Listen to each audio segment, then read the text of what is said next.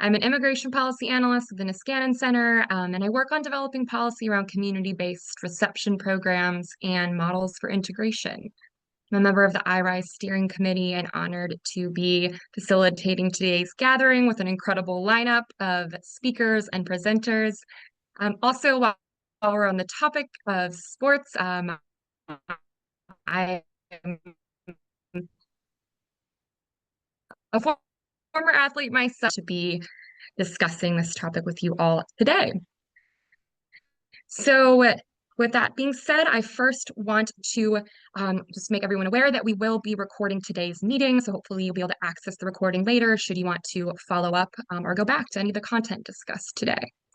In the spirit of sports and competition, we're going to warm up for today's convening with a little bit of a trivia game. So you will see there is a QR code that you can scan if you would like to pull out and have accessible your cell phone throughout today's event.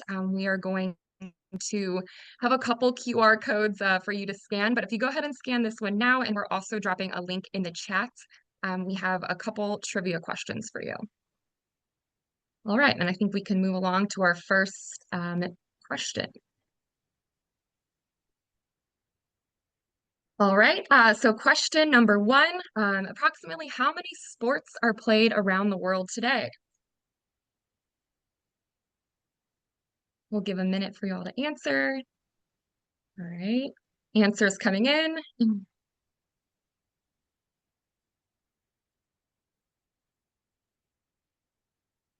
Looks like mostly everyone's going with over 1,000 sports.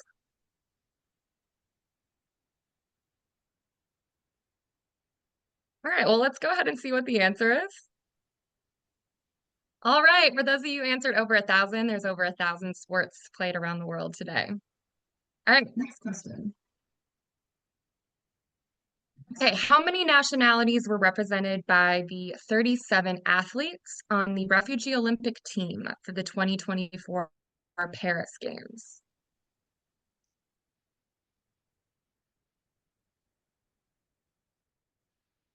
It's a pretty equal tie between 11 and 13 nationalities right now.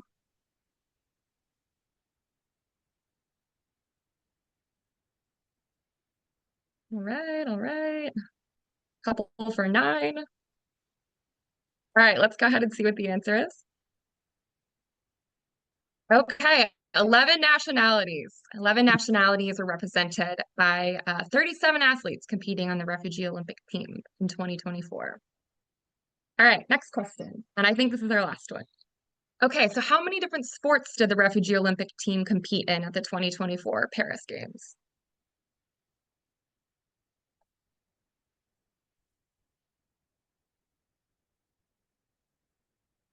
All right.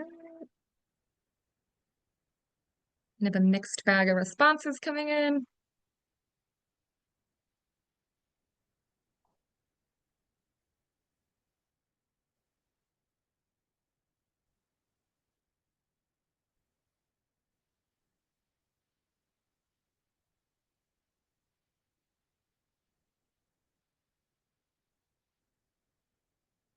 Oh, is there a correct answer for this one? All right, okay, 12. 12 sports competed in.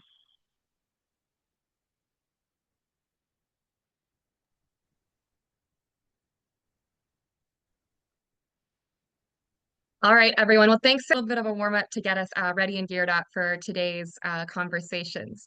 Before we dive into the first portion of today's gathering, I'm going to hand it over to Luis, who's going to speak about IRISE and who we are. So, Luis, over to you. Thanks, Claire, and lovely to be here as well today. I'm in Melbourne in Australia. So just briefly, who is IRISE for those who haven't been before? So we're a civil society initiative that have been initiated to foster connection and collaboration across borders for those involved in supporting refugees resettling or arriving through a complementary pathway to Australia, Canada, New Zealand and the US. And I know we have some people joining us from other countries and you're very welcome, of course, here. So why IRISE? We initiated this because our 4 countries collectively resettled just over 4 million refugees over the past 4 decades. So, in fact, since 1984, over 91% of all refugees who have been resettled globally have come to one of our 4 countries. And we share a lot in common as countries. While our national programs we know have gone up and down at different times, we collectively hold a wealth of knowledge and experience to draw from.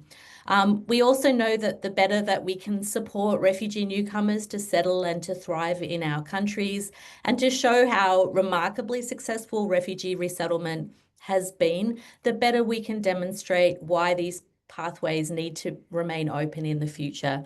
Not just because it's the right thing to do, but because it makes our communities that much better. So IRISE's goal is to try and create opportunities like this today to share expertise and knowledge of what works, where the challenges lie, and how to overcome these. And to foster connection. So we are going to have opportunities to connect as well between organisations, individuals and communities who are doing the work on the ground, whether paid or voluntary, and we want to centre lived experience in this. We only, as Claire mentioned, we only started IRISE this year. We've had a few events. This is our third. So please reach out in the chat. Hopefully you've got my contact details and Chloe's contact details. Refugee Council of Australia is the secretariat, holds the secretariat this year, which is why I'm speaking. But it's really a collective effort, and we have a great steering committee. So reach out if you have any questions. And we also encourage you to respond to our post-event feedback survey at the end, so you can sort of pitch your own ideas and let us know how what you'd like to see IRISE do going forward. So that's it from me. Back to you, Claire. Thanks so much, Louise. Everyone, we are now going to learn a little bit more about where all of you in the room are from. Before we do that, I want to frame today's conversation a little bit. Today, we want to dive into a conversation about what do we know about sport as a tool and a pathway to newcomer integration and settlement? What is the potential and where are the challenges? How can we best facilitate positive settlement outcomes, including a sense of belonging and social connections, health and well-being, and perhaps even offer a doorway into more difficult conversations through refugee engagement with sport? We're going to look at some intersectional models, policies, and support structures that work so well to support integration and settlement through sport. But again, as I mentioned before we get into these discussions, we're going to pick up another Menti poll and see who is all in the room and what experiences you all bring. As Louise said, IRISE is an exchange, and we want this to be conversational and educational. So you can go ahead and follow the QR code again, or follow the link dropped in the box. So first, you're going to respond to where you're at. Where are we all coming from today?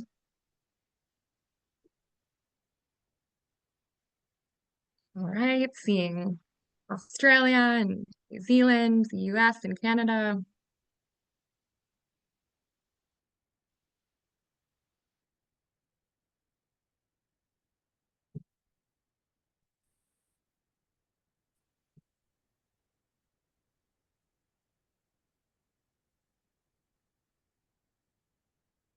Really wonderful.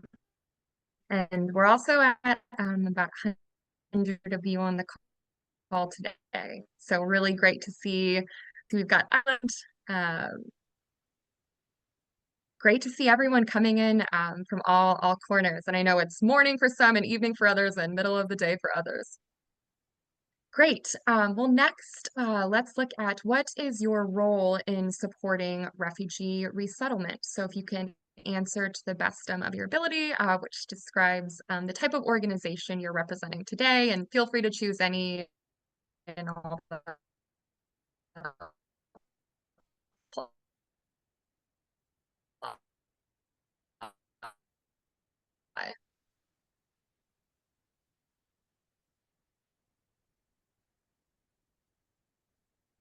All right, we've got several from sports organizations themselves, settlement support services, government agencies. Looks like we've got answers coming in from all of these.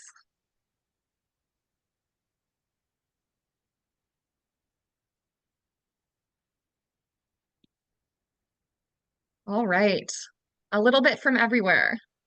And everyone, I do apologize. Technology loves to not cooperate when you need it most, so I'm just gonna put my camera off. I think I'm freezing a little bit. So, well, great. Well, good to see such a wide variety of experiences and organizations that you're representing. Okay, so our next question, diving more into today's topic, what role do you have when it comes to supporting refugee integration through sports? Feel free to select any and all.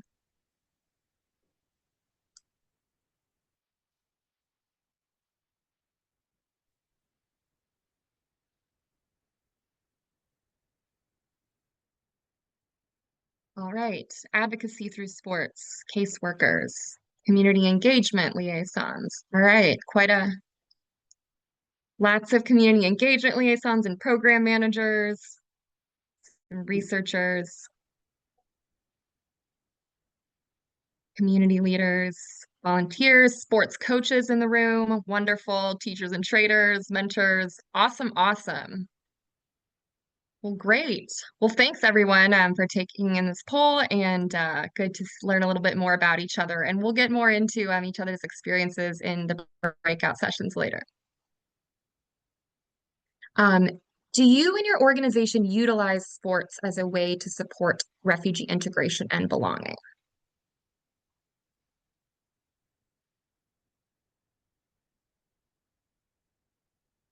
Several already with your own programming, some referring partners in the room. Love to see those who are interested. Hopefully you'll take some good ideas away from today.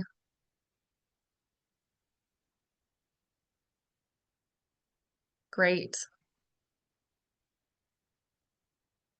All right, awesome. Next slide.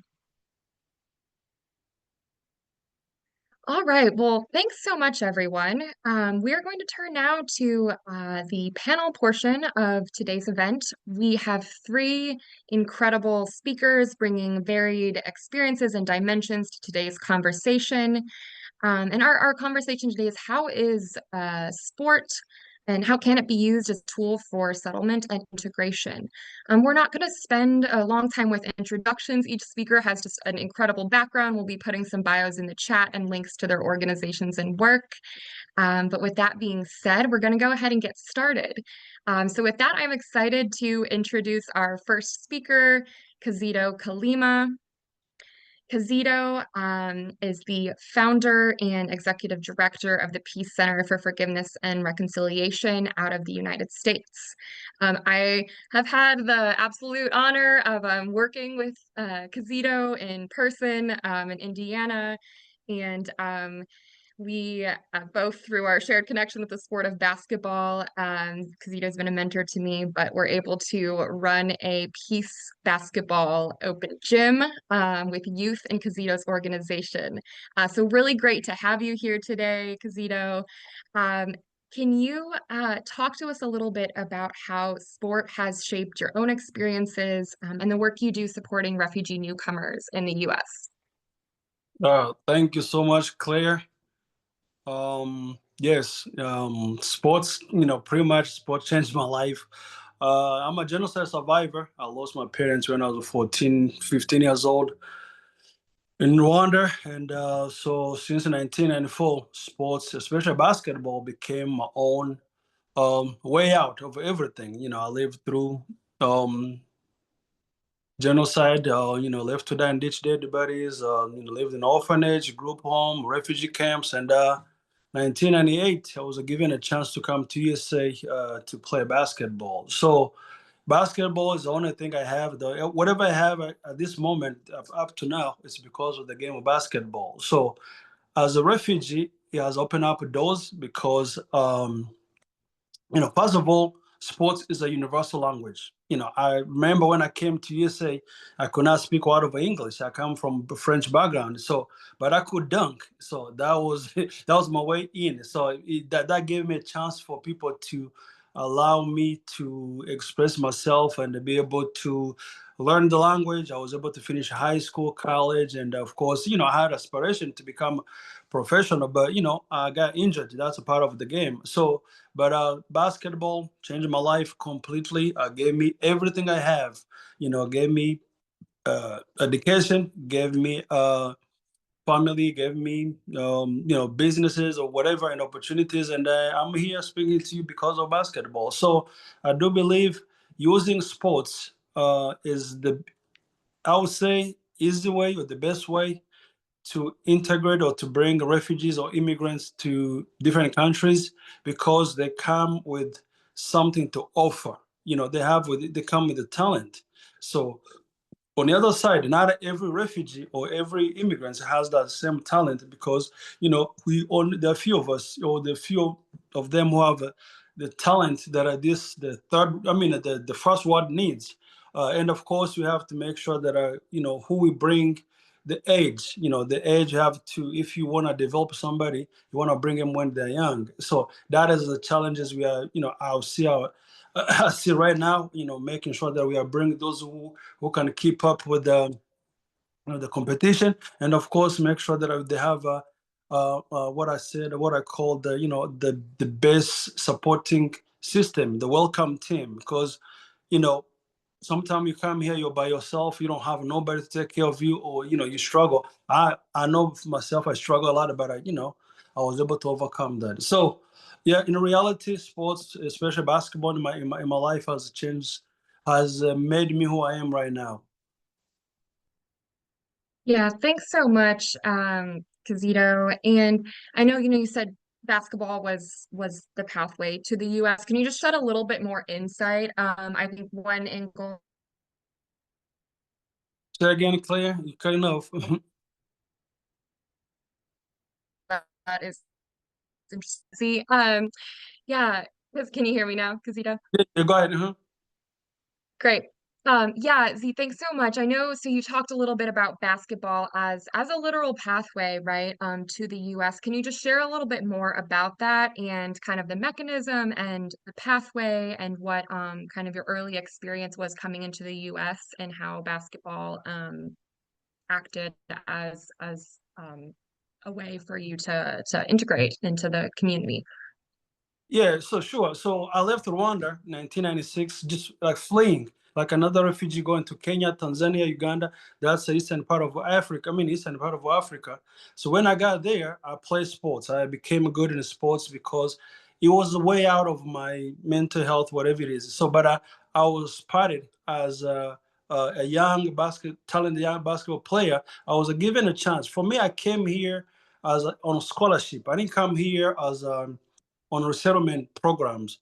But I came here, I was pretty much a refugee in East Africa, but I was able to be spotted by the scouts here, and I came here to USA on a student visa, which later on, because I left as a refugee, I just turned into, I continue my refugee status. So it was easier in my comparing to what I'm helping, the people I'm helping right now, because Claire knows me. I'm 6'9", and I was, 6'9", 17, 18-year-old young. But here in America, basketball is a business. Every school, every coach, everybody wants to pick you up and take you to school. So I had a lot of, I would say, um, easy opportunities for people who wanted to help. I had a lot of people who are willing to guide me, and of course, the language. It was the biggest barrier. But I had a lot of tutoring and mentoring, because people want me to catch up, because they, as I said, there's a business behind it. So, but I didn't know that time. So for the refugees who are still in refugee camp, because I have a program in Uganda. So what I always tell them, just to make sure that we select, or we choose, or we put together those who can be able to contribute once they got here, when they arrive here, because the schools, the coaches, or whatever, the clubs, we don't have paid clubs. We have schools most likely, but those schools need somebody who can come and contribute. Those people, those schools need somebody who are able to go to school. They're not going to bring somebody who's 25 years old, because it is not it's a possible in a community college, but people prefer, or in my way, in my own experience, the best way. I mean, it was easier because I was still young, and I had something to offer. So the best way we can do is to help the young ones. That's pretty much the lesson we can learn, or the whatever you can do right now. Help those ones, or support those ones, those young ones who still have a chance to come here and join the high schools, because they will get a lot of opportunities, and they will be exposed to a lot of opportunities. Yeah, thanks so much, Z. And on that note, I mean, your organization has run really incredible programs for youth coming to the US. Can you speak a little bit more about those programs, what they are, how you've structured them, and some of the impact that it's had on the youth that you've worked with, as well as some of the challenges you've had to navigate? Yeah, so I will start off with the challenges. The challenges is always funding. As a nonprofit organization, you always struggle with the funding, and the funding means you don't have facilities. Because you already clear. You remember we have, we used to use your church or whatever else. Go to where I used to work when I was working law enforcement. So if you can. The challenges, number one, is to find facilities, and find, of course, finding funding. So, but the good thing about it, I was able to pull programs together to, music, dancing, singing, and the sports, and this produce, confident or strong kids. I don't know if you remember Ajulu ended up going to D1 college, which is Division One college. I think she played. She went to play professional in Sweden. Now I think she's either in Australia or New Zealand somewhere. But it's because she came to us, and I was telling her she's from Ethiopia, and I was telling her that, listen, you have a talent. You need to take advantage of it. Even if you don't get to professional level, you will get a degree. You get an education. And that's most immigrants. That's what we need. That's what we need, those opportunities. So I structured in a way that pretty much I'll call it, it's personal. I treat those kids like I call them nieces and nephews. I don't call them, and they call me uncles. They don't call me. That's our culture. So I was able to approach them, to meet them where they are, and I'm able to build a relationship with their parents. And therefore, I was able to help them even up to now. Some of them are grown, and, they're married, others are in college, and but they were able to finish school, to be able to build their lives. And it was just, I would say, it was an effort, but it was the way it was structured, in the sense that they feel like they belong to our organization. They belong to us. They were outsiders.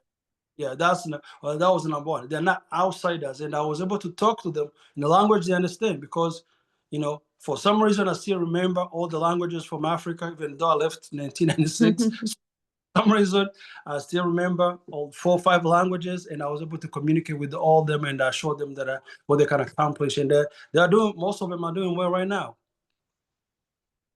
Yeah, the story of Ajulu, for those of you here, Ajulu was a student who started in Kizito's program, and as Z said, went on to play college basketball. I still follow her now, and yeah, your programs, Z, have had just remarkable success. I've seen your dance program, and even some of your students have taught me their own dances. So yeah, the confidence and skills and success of the youth going through your program is really remarkable.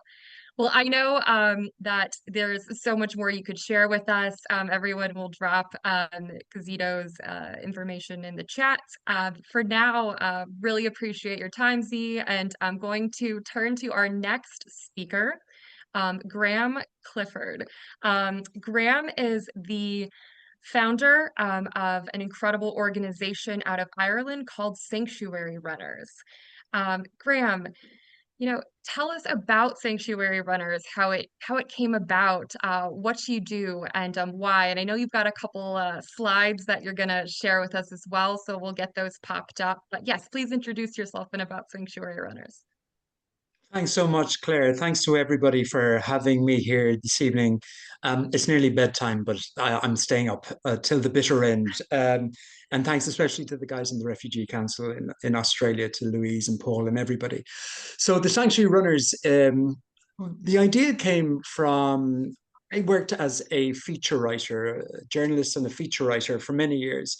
And I'd often report from the places from where people need to leave to seek sanctuary and safety and a better life. And then I'd come back to Ireland and um, I'd get frustrated because whatever I wrote or whatever documentary I put together, it didn't have the impact necessarily of bringing people together who were here already. So people who had come seeking international protection, refugees, and also the community that were here already. So one day during the early part of my midlife crisis, which I think is still going on, I decided I would go enter a race, a running race. And as I was running, I'd just come back from Eswatini, where I'd been working, and I was thinking about this. How do I bring people together? And I looked around and I thought, oh, okay, runners seem to be a sound bunch of people. There's a good sense of social justice, a good connection with each other.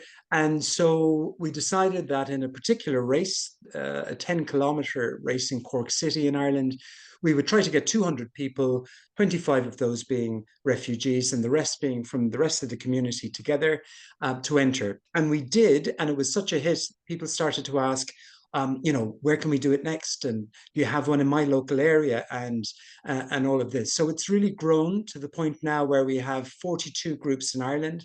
40,000 people would have taken part in a sanctuary runner activity since we started in 2018.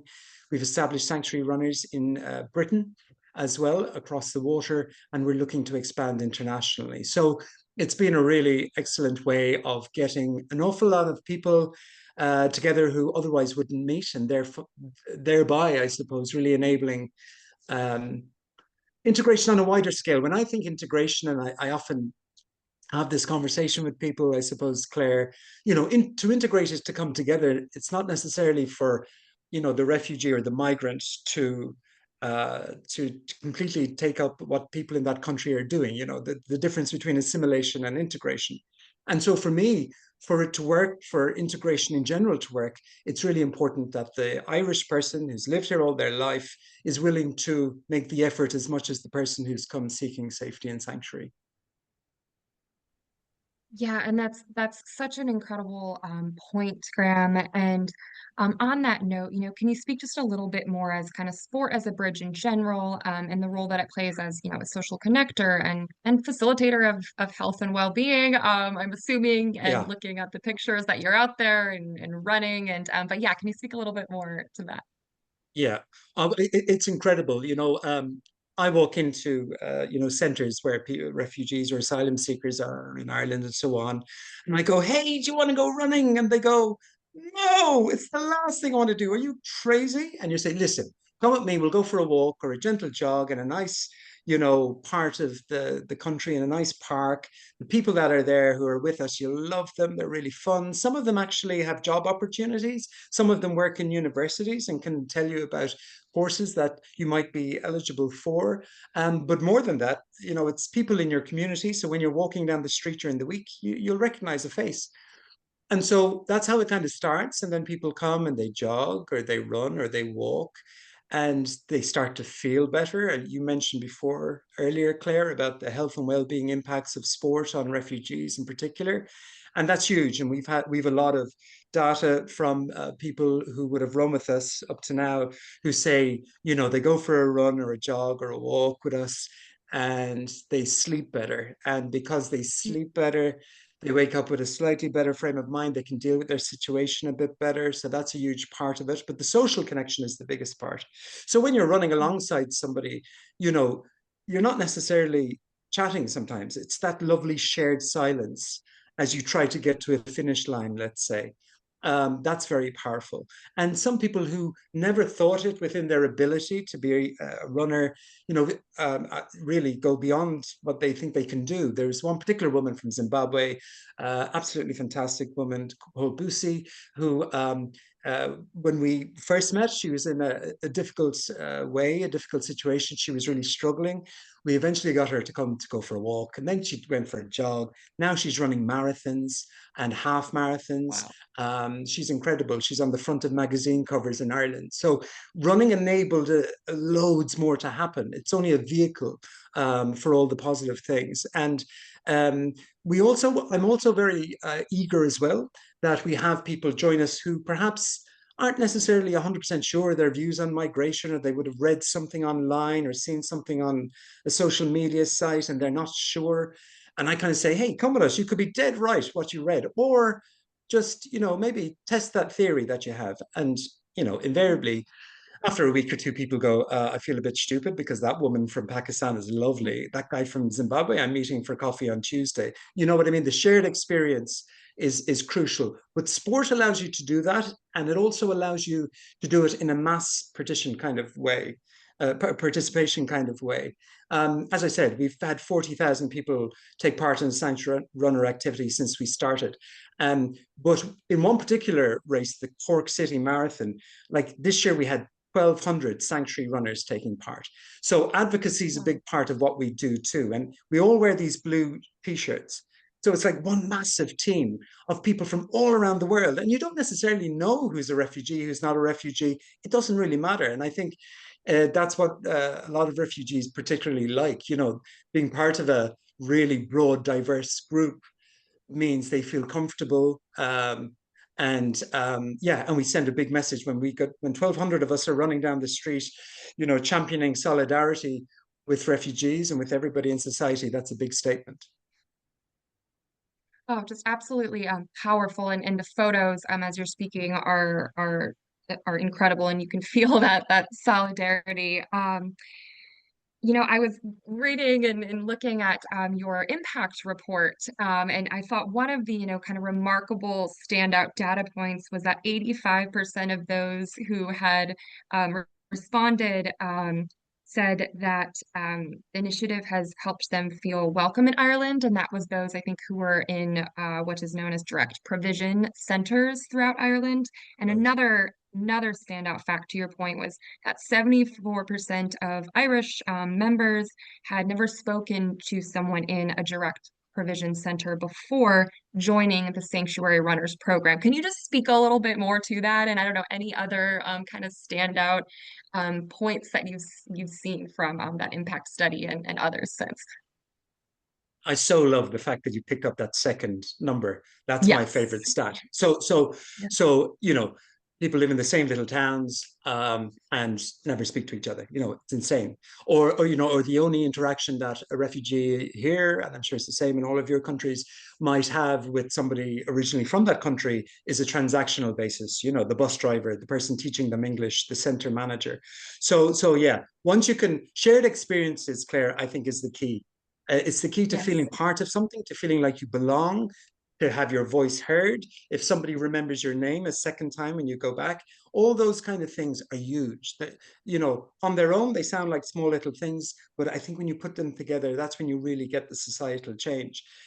For me, it's about building the environment in which refugees and migrants in general feel like they are part of the community. The picture that's on the screen now, for example, is a good example. A farmer who came to run with us, who had never spoken to anybody who was a refugee before, started running with us, fell in love with the idea, and on this particular day after a run, got us all back to his kitchen where we had singing and coffee for those who wanted it, something stronger. We were milking cows out the back and playing football out the front. It was just a normal, organic way of doing it. The great thing about running as well is, and we have walkers and joggers, we have people in their 80s, we have people, we also have people who use wheelchairs. So we cater for everybody.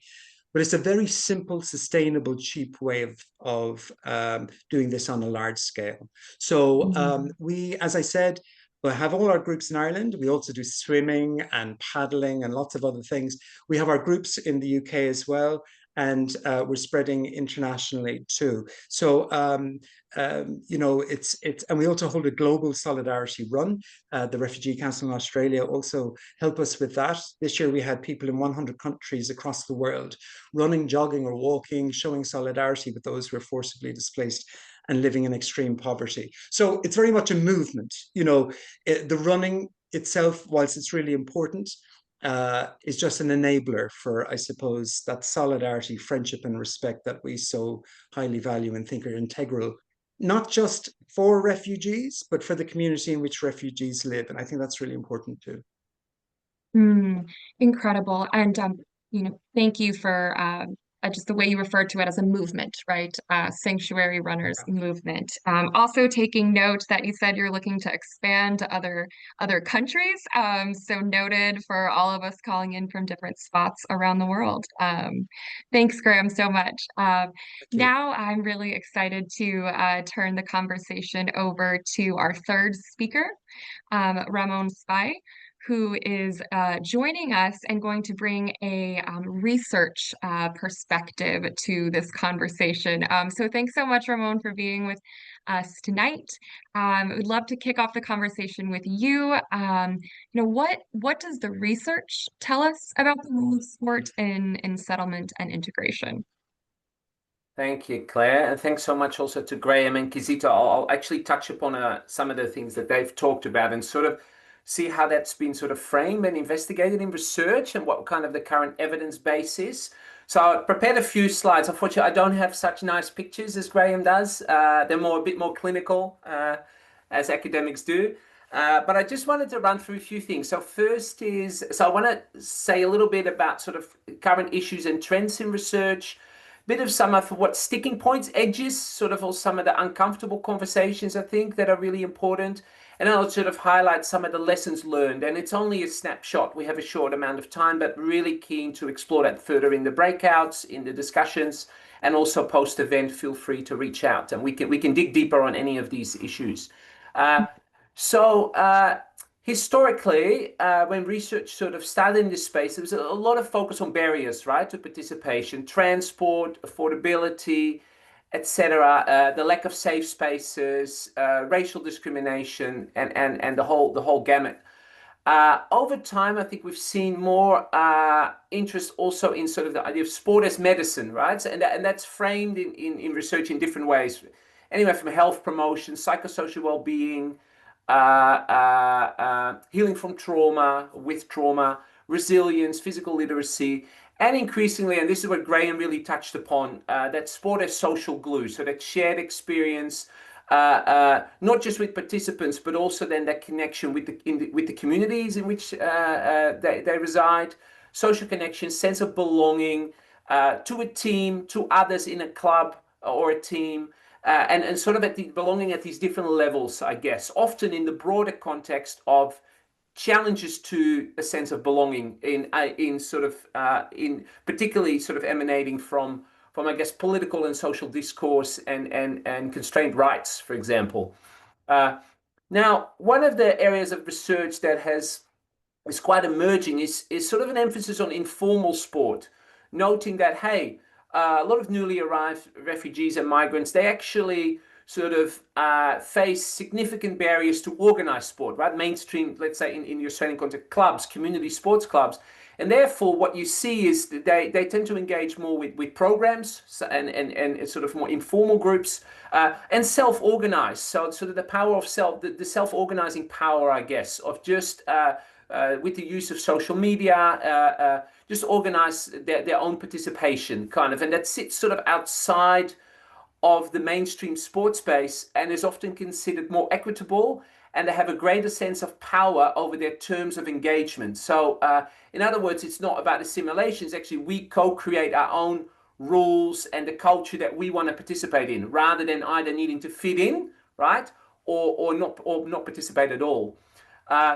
One area that's also in, so historically, a lot of emphasis on participation as playing, but I and others have been really interested as well. Let's broaden out that notion of participation into leadership, coaching, The idea there is the lack of visibility, right, of newly arrived migrants or migrants and refugee communities in leadership and decision-making positions, and that actually limiting aspirations. So that notion of you can't be what you can't see. And so there's been really interesting experiments in a number of sort of local clubs and local groups that have actually been sort of more community-led, and where people with refugee backgrounds have had are on boards, and so actually are part of the long-term planning and decision-making and direction setting of sports initiatives, rather than just being accepted as players. They actually have a greater sense of power and ownership and self-determination in those spaces.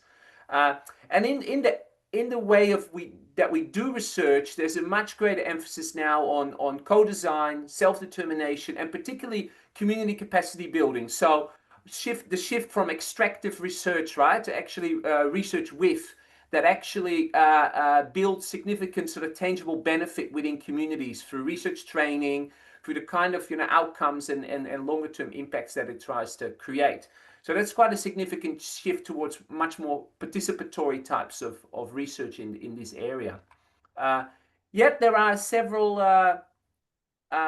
challenges, I'd say, that I've sort of seen over the years in my own research and in the broader literature. And one is that the vast majority of initiatives that have sort of been examined through research are focused on young men particularly. Now, there's great benefit to young men, and Kizito's spoken about a lot of that, and also the potential pathways into education and employment and other opportunities. But there is a challenge there that has been posed, is often posed to me in my research by community leaders and others, and that is the risk of sort of limiting young men's identities very narrowly into athletes.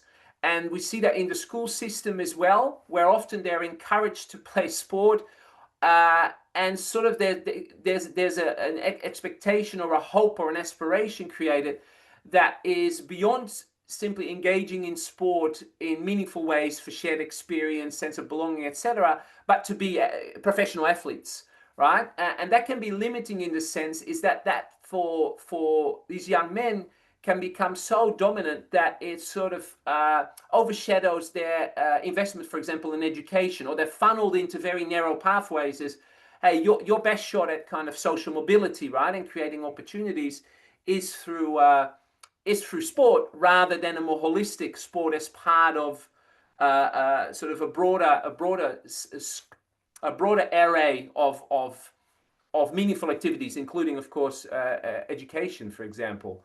And part of that as well is an interesting one, is particularly when initiatives are provided by sports clubs or sports organizations, particularly those that have professional pathways, is that inclusion tends to be quite selective. So there is a racialized element to talent identification. So even if these programs are offered at the really grassroots level, sometimes they're like covert talent identification. And I've seen quite a few initiatives where ultimately they're also selecting on sort of racialized ideas around who will be good athletes. So I'll give an example. Some of the clubs that I've done research with, they were quite clear on rationalizing why they should provide extra support for African Australian basketballers, for example, transport, lowering fees, etc. But they wouldn't work with Karen communities because they felt Karen communities are not naturally gifted for sport. So you start seeing here how that racialized idea of natural talent, etc., can become quite problematic because some are deemed more worthy of kind of supporting than others. That is quite, particularly when this is organized in sort of a competitive sports space. So a lot of emphasis has been on young men, particularly, but there is also a growing literature around the experience of girls and women, highlighting on the one hand sort of that they may experience sort of amplified barriers, right, intersectionally to sport participation, but also that actually some of the greatest benefits in terms of a sense of space, shared experience, and recognition in their communities also as athletes can be gained as well. So it's really there that a bit of a shift from the focus on barriers to a more strengths-based approach, and also looking at some of the really meaningful experiences and outcomes that flow from that, not just for the girls and women themselves, but more broadly, how they then try to also support and encourage others in their families and in their communities. So much more towards a collectivist approach to lifting up sort of the opportunities for girls and women in and through sport. Yet a greater awareness of intersectionality is needed. So particularly at the intersections of disability, for example, is one that I think is in the literature is rarely recognized, and is really one that requires much greater attention. And I know later in the breakout rooms we'll get to dig a bit deeper on that. And finally, I think it's always important to look at the broader, and we're all aware of that, the broader context within which sort of this integrative potential of sport can be constrained really by broader sort of social political discourses, constraint rights. So I was lucky enough to be involved in a study recently of the experiences of people seeking asylum in Eastern Europe, Southeastern Europe. And for example, their local sports clubs prohibit them from actually joining sports clubs because of their precarious legal status. And so that is something actually that constraint rights actually impedes that opportunity to have what Graham, that shared experience, right? It's sort of precluded from that, even though that integrative potential is recognized. So there's a real sort of, paradox there. And finally, just some key lessons learned. So I mentioned earlier the strengths-based approach. So yes, recognizing barriers and working towards transforming them, but also noting that that people navigate kind of barriers with a lot of creativity, resourcefulness, with a capacity to aspire, both within sport and through sport. And that there are lots of sort of, Kizito referred to sort of talents, right? So the multiple talents that are there. And so the need sort of to really also look at from a strengths-based approach rather than one of deficit or risk, which is a more sort of tends to be a more governmental sort of take on it. Obviously, one size does not fit all, and sort of needing to be needs-based and highly context-specific. So I'm always interested in what are sort of transferable elements of, say, programs or initiative that might work in one context. To what extent and how might they need to be adapted kind of to other contexts? I find that always quite a useful thing when we think about sort of scaling impact over time. And I would also say there's a risk that we become very sort of instrumental, and I see that in sort of government-funded programs a lot, where almost the experience of playing sport and the embodied emotions of joy, affect, kind of the affect dimension of that shared experience, and just the bodily movement as creative expression that might foster sort of different types of experience, as it might, for example, in school or in employment or in other parts of the community, that can be squeezed out when we become quite focused on what are the ulterior goals around settlement or integration of this. And actually sort of, I'd say there's a real need to reclaim the actual experience of sport as valuable in its own right, not just as a means to an end, right? And then we also need to be careful, almost not to squeeze that out of the activities. And finally, I think a coalitional approach, and that's why I'm so grateful for IRISE for hosting this event as well. Really the need for, and it came through Kizito and Graham's talks as well, around the need for partnerships. And really, if we are to sort of create systems change, that includes also ultimately policy advocacy and working across different levels with schools, etc. And in my case, and also some of the people in the room, working with government and also trying to institute sort of policy change, for example, around what uniforms are permissible, or in the case of Southeastern Europe, actually getting clubs to allow people seeking asylum to become members and to be fully participating in their clubs. Those kind of more, so really working at intervening at different parts of the ecosystem, I guess, at the same time to create sort of more systemic change and being able to have more enduring impact. So that's it for me for now. So I'll stop sharing. That's it. You might want to add. Ramon, I mean, just absolutely incredible. And thank you for, just providing such rich data points. I know each of those you could dive deeply into. I think, your point on just sports as powerful in their own right as a form of creative expression. Sports can be inherently competitive, but let's not just look at them as a means, to an end. And then finally, just a great point to end on, the coalitional aspect of it. And I think that's a great segue into our next portion of this event, which is to bring you all together for some discussion. So thank you, Ramon, for your time. Thank you, Graham and Kazito. Virtual applause for all our speakers today. And again, they have much more to share. So hopefully this has been a stimulating and thought-provoking conversation, and you'll look to connect with each of them later outside this event. Everyone, we are going to pivot now to a more interactive component or portion of the event. We're going to be momentarily breaking you out into 5 separate breakout rooms, just to talk a little bit about how they'll be structured. We will have a facilitator in each room to help guide the conversation, and each room you'll get kicked off with a spotlight speaker to talk about the really incredible programs that they're running in their respective communities and countries. Our speakers, you can see their organizations up here on the slide deck, and we'll be sending out ways to connect with them afterwards. So if you're interested in connecting with both the one in your room and the speakers and others, you'll have a chance to do so. We also, just another point to make, have a Padlet that we have put together. Padlet is a platform where you can link resources and find resources on today's topic. So we've created this Padlet board.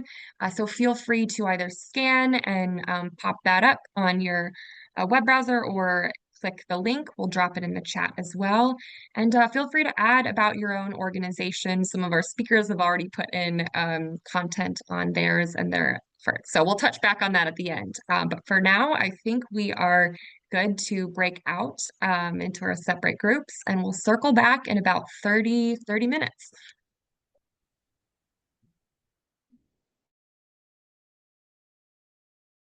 Pretty awesome. Inspired.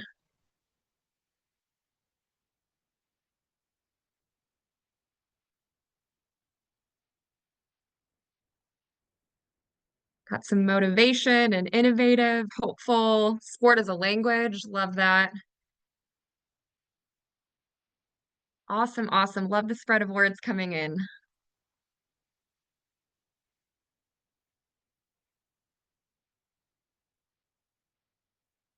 Great.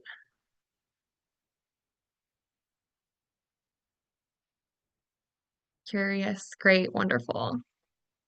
Thanks, everyone, for your thoughts.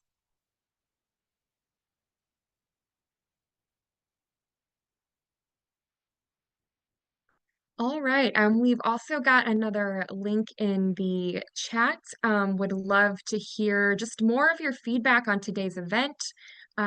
Maybe what we could do is follow-up convenings and ideas for future convenings. We like to host these gatherings once a quarter, but would love to keep the dialogue going.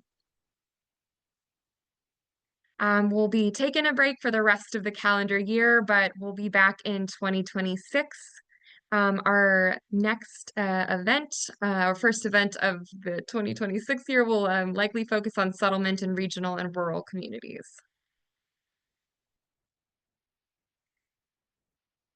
Love to see the exchange going on. Awesome, awesome. This is what this is all about.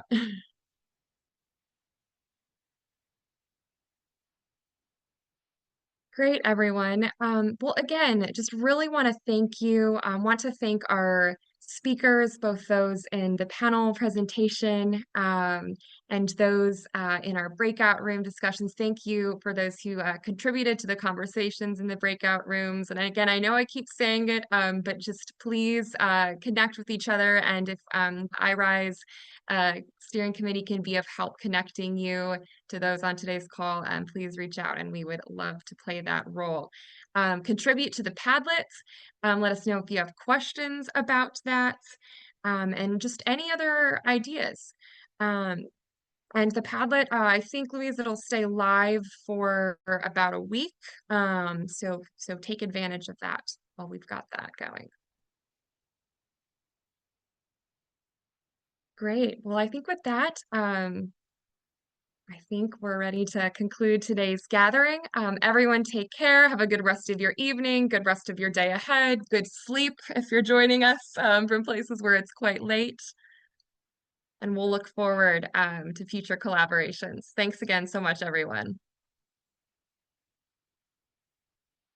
All right, take care.